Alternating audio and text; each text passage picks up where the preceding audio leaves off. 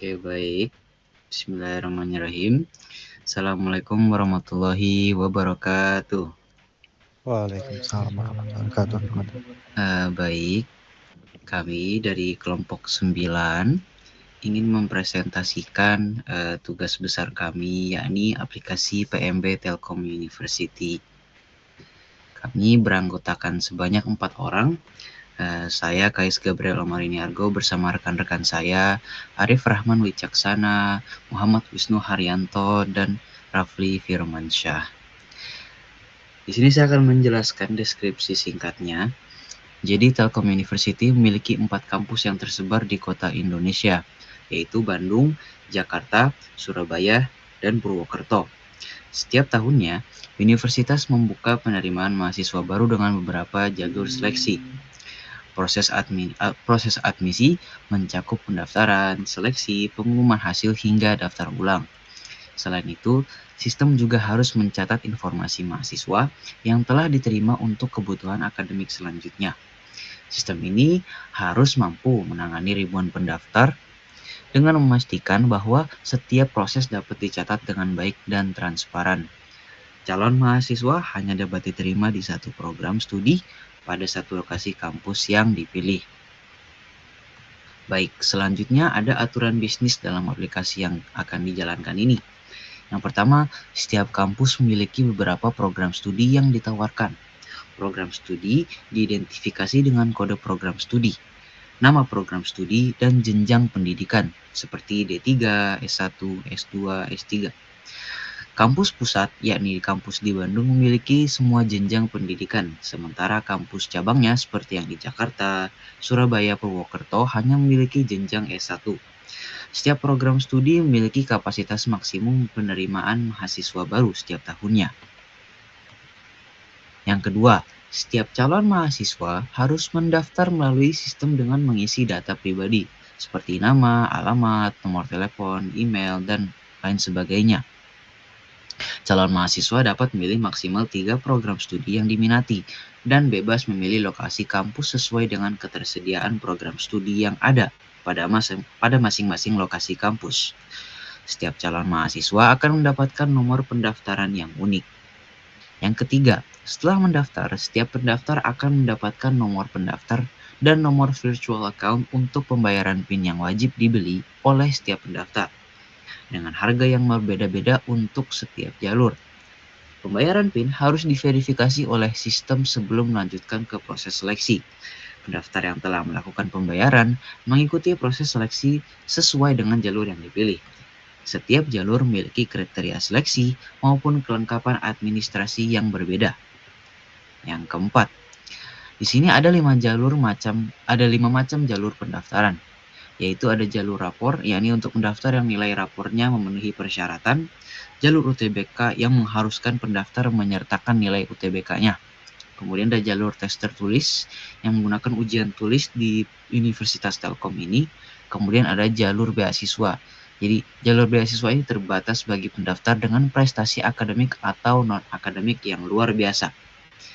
Yang kelima, ada jalur internasional untuk calon mahasiswa dari luar negeri. Jadi, setiap tahap seleksi memiliki jadwal yang telah ditentukan oleh panitia admisi. Calon mahasiswa harus mengikuti jadwal seleksi yang telah ditentukan. Yang kelima, hasil seleksi diumumkan secara online. Pendaftar yang lulus seleksi wajib melakukan daftar ulang. Calon mahasiswa yang lulus seleksi harus menggugah dokumen persyaratan, misalnya seperti fotokopi ijazah dan KTP. Dalam batas waktu yang telah ditetapkan, dokumen pendukung akan diverifikasi oleh panitia admisi. Keterlambatan atau ketidaktepatan dokumen akan menyebabkan pembatalan proses daftar ulang. Selain itu, calon mahasiswa yang lulus seleksi harus membayar komponen pembiayaan melalui sistem yang terdiri dari UP3, SDP2, dan BPP. Dan sistem akan mencatat status pembayaran, entah itu lunas atau belum lunas. Dan yang terakhir, sistem wajib menyimpan histori pendaftaran setiap tahunnya untuk keperluan evaluasi, audit, dan perbaikan proses admisi. Kemudian, seluruh data harus tervalidasi untuk menghindari duplikasi, terutama pada data pendaftar dan program studi. serta pada verifikasi pembayaran dan dokumen pendukung.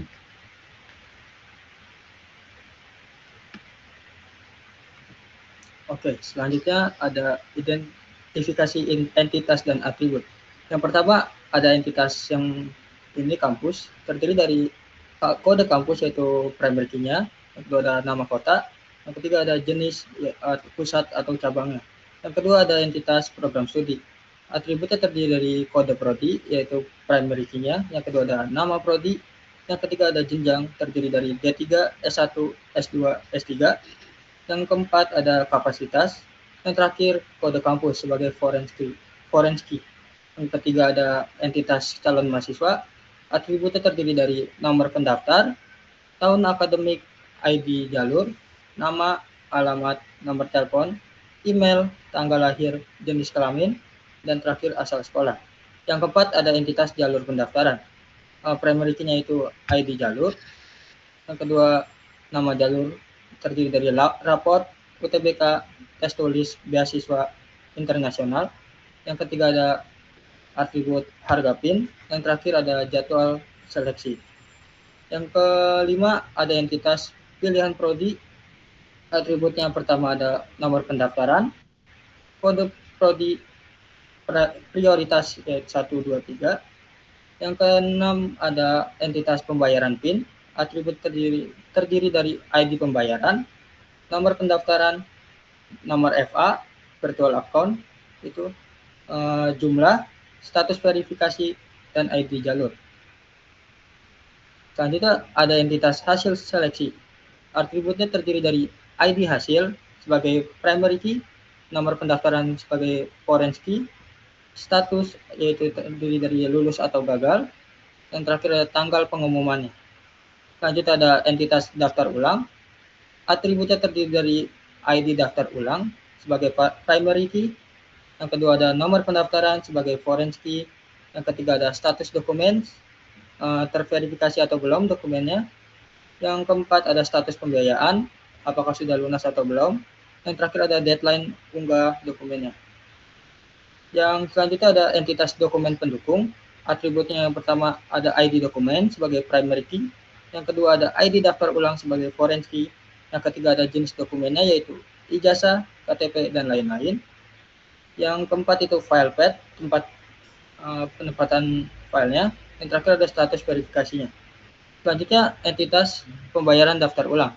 Atributnya terdiri dari pertama yaitu ID pembayaran sebagai primary key. Yang kedua ada ID daftar ulang sebagai foreign key. Yang ketiga ada jenis pembayaran yang terdiri dari UP3, SDP2, BPP. Yang terakhir ada status lunas atau belum. Oke, selanjutnya ada relasi dan kardinalitas. Yang pertama, relasi antara kampus dan program studi yaitu one to many. Relasinya satu kampus dapat menawarkan banyak program studi. Kardinalitasnya one to many. Selanjutnya ada program studi relasinya ke pilihan prodi. Satu program studi dapat dipilih oleh banyak calon mahasiswa. Kardinalitasnya itu one to many. Selanjutnya ada calon mahasiswa relasi pilihan prodi. Seorang calon mahasiswa dapat memilih antara 1 hingga 3 program studi. Kardinalitasnya itu 1 to 0, 3 dengan catatan participation-nya atau constraint-nya itu minimal 1, maksimal 3 pilihan. Selanjutnya ada calon mahasiswa relasi ke jalur pendaftaran. Relasinya itu many to one. Jadi banyak calon mahasiswa bisa memilih satu jalur pendaftaran. Selanjutnya ada calon mahasiswa relasi pembayaran PIN. Setiap calon mahasiswa melakukan satu pembayaran PIN dengan kardinalitasnya itu one to one. Selanjutnya ada calon mahasiswa ke hasil seleksi. Setiap calon mahasiswa memiliki satu hasil seleksi dengan kardinalitasnya itu one to one. Oke, selanjutnya ada calon mahasiswa relasi ke daftar ulang. Jadi hanya calon mahasiswa yang lulus seleksi yang dapat melakukan daftar ulang dengan kardinalitas yaitu 1 to 0 or 1. Selanjutnya ada daftar ulang relasi ke dokumen pendukung. Satu entry daftar ulang memerlukan banyak dokumen pendukung, jadi kardinalitasnya itu one to many. Selanjutnya ada daftar ulang relasi ke pembayaran daftar ulang. Satu proses daftar ulang mencakup beberapa jenis pembayaran. yang terdiri dari UP3, SDP2, dan BPP. Kardinalitas itu satu one to many yang terdiri dari 3 jenis UP3, SDP2, dan BPP. Terakhir yaitu jalur pendaftaran relasi ke pembayaran PIN. Relasinya satu jalur pendaftaran dapat dikaitkan dengan banyak pembayaran PIN dengan kardinalitas one to many. Baik, sini akan saya jelaskan mengenai diagram CDM atau bisa disebut juga dengan conceptual data model. Baik, yang pertama itu bisa dimulai dari hubungan antara kampus dan program studi. Nah, jadi di diagram ini satu entitas kampus bisa menawarkan banyak program studi. Jadi saya dibilang ini sebuah relasi one to many yang berarti satu kampus memiliki banyak program studi. Nah, sebaliknya satu program studi hanya ditawarkan oleh satu kampus saja. Lalu yang kedua itu ada bagian calon mahasiswa dan pilihan program studi. Nah, di sini kita lihat entitas calon mahasiswanya. Nah, di sini calon mahasiswa bisa memilih lebih dari satu program studi melalui entitas pilihan prodi. Nah, begitu juga dengan satu program studi. Nah, satu program studi bisa dipilih oleh banyak calon mahasiswa. Nah, untuk relasinya sendiri ini adalah man to many yang dimediasi oleh entitas pilihan prodi. Baik, yang ketiga itu ada bagian jalur pendaftaran dan pembayaran PIN. Calon mahasiswa juga akan memilih jalur pendaftaran seperti jalur mandiri atau SNBP. Relasinya adalah many to many karena satu calon hanya bisa memilih satu jalur. Tapi banyak mahasiswa bisa memilih jalur yang sama. Nah, lalu setelah itu ada satu jalur bisa berkaitan dengan banyak pembayaran PIN. Jadi ada hubungan antara calon mahasiswa, lalu jalur pendaftaran, dan jalur pendaftaran, lalu setelah itu ke pembayaran PIN.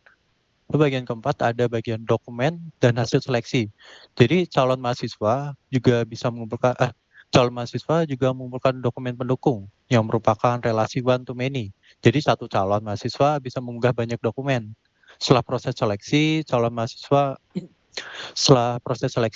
mahasiswa memiliki satu hasil seleksi. Jadi ini adalah relasi one to one. Jadi satu calon mahasiswa, satu hasil seleksi. Lalu ada juga bagian daftar ulang.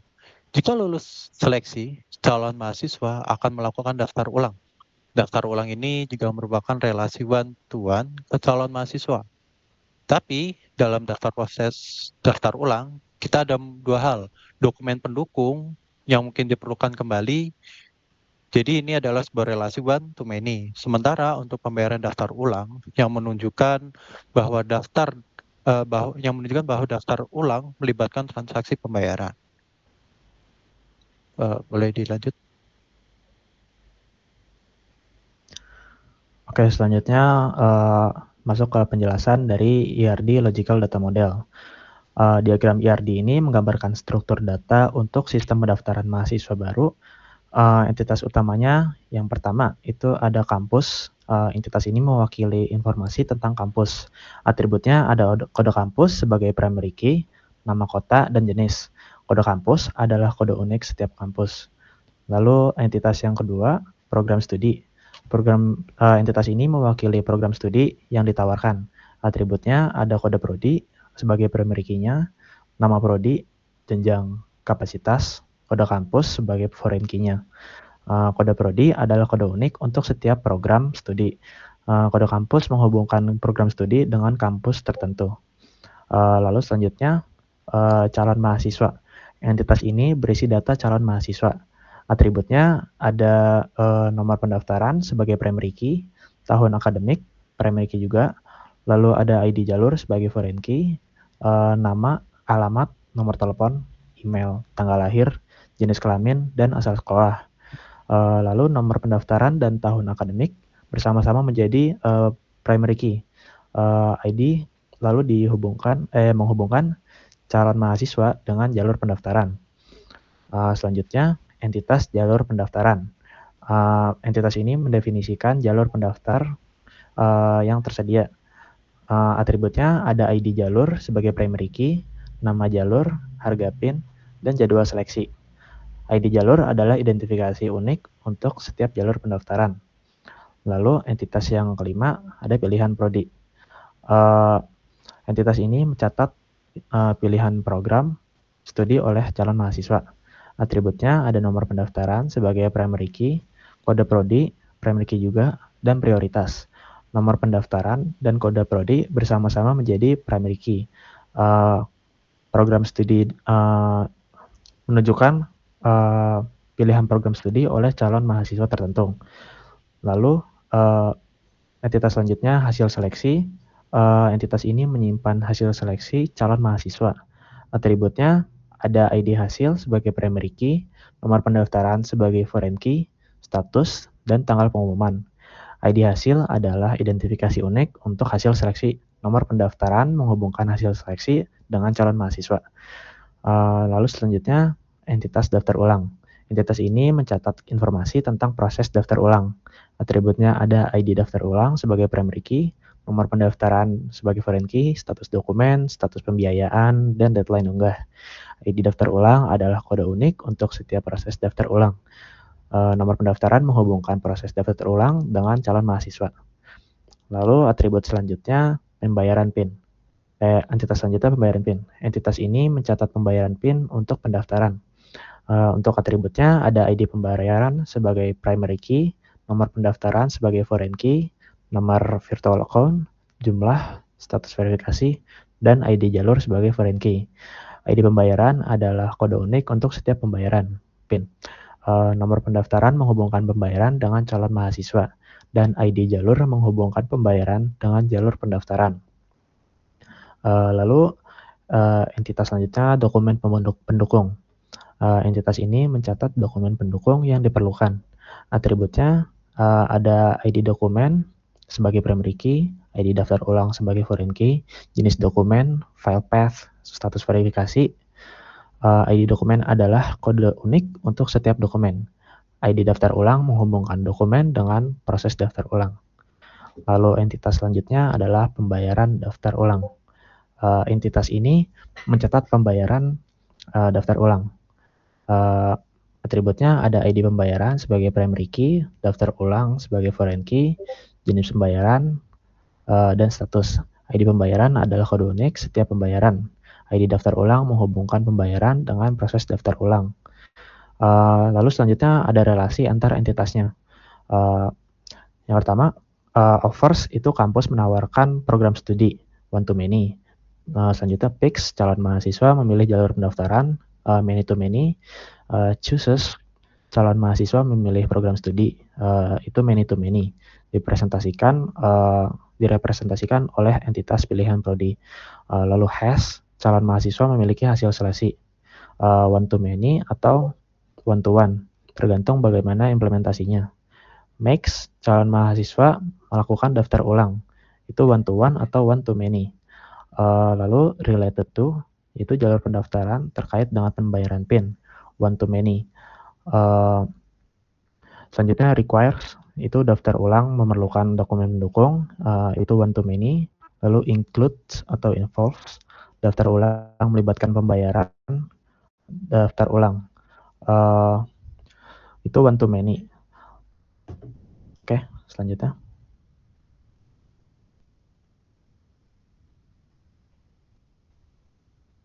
Mungkin bisa kembali ke slide CDM. Tadi ada kesalahan sedikit. Saya ingin meluruskan sedikit. Jadi tadi ada kesalahan nih di bagian pilihan prodi sama calon mahasiswanya. Saya salah nyebut yang dimana seharusnya itu one to many karena satu calon mahasiswa itu bisa pilih nih, bisa memilih banyak prodi jurusannya. Namun pilihan prodi hanya bisa dimiliki oleh satu calon mahasiswa gitu. Oke, sudah. Mungkin bisa kembali ke kesimpulan. Oke, ya. Jadi saya bacakan kesimpulannya. Jadi sistem basis data PMB Telkom University mengotomasi seluruh alur penerimaan mahasiswa baru dari pendaftaran dan seleksi, rapor, UTBK, tes tulis, beasiswa internasional, verifikasi pembayaran PIN, hingga daftar ulang dan unggah dokumen dengan aturan bisnis ketat seperti batas pilihan prodi, kapasitas tiap kampus, dan jadwal seleksi. Model data logis mencakup 10 entitas, utama beserta atributnya, primary key, foreign key, dan normalisasi 3NF untuk menjaga integritas dan mencegah duplikasinya juga. Dilengkapi histori pendaftaran tahunan dan validasi berlapis untuk memudahkan audit dan evaluasi. Desain multikampus ada di Bandung, Jakarta, Surabaya, Purwokerto, yang platform independen siap implementasikan pada berbagai RDBMS, menghasilkan sistem yang andal, terintegrasi, dan scalable. Baik, mungkin kurang lebih tadi presentasi dari kelompok kami. Jika ada salah kata atau ada kesalahan, mohon maaf. Assalamualaikum warahmatullahi wabarakatuh.